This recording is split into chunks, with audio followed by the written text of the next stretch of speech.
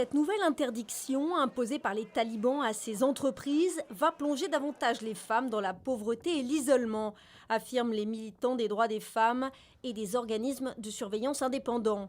Ce récent décret impose la fermeture des salons de beauté d'ici un mois, l'ajoutant à la série de restrictions auxquelles sont déjà confrontées les femmes afghanes.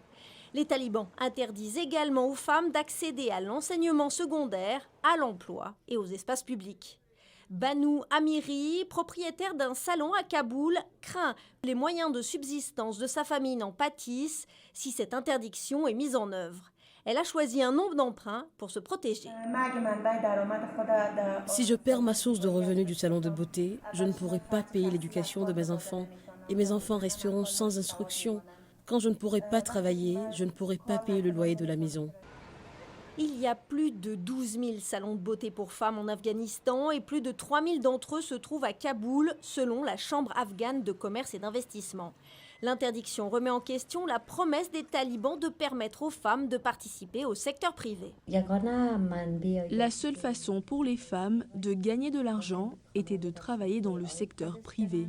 Avec la fermeture des salons de beauté, de nombreuses femmes, qui étaient les soutiens de leur famille, perdent leur emploi et leurs revenus. Et leur vie deviendra plus difficile, leur avenir plus sombre.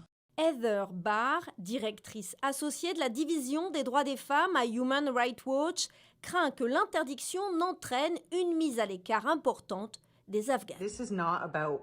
Il ne s'agit pas de savoir si vous pouvez aller vous faire coiffer et faire les ongles. Les salons de beauté sont des espaces réservés aux femmes qui peuvent leur offrir un havre et un appui alors qu'elles ont déjà perdu de nombreuses autres sources de soutien, y compris l'ensemble du système pour faire face à la violence domestique.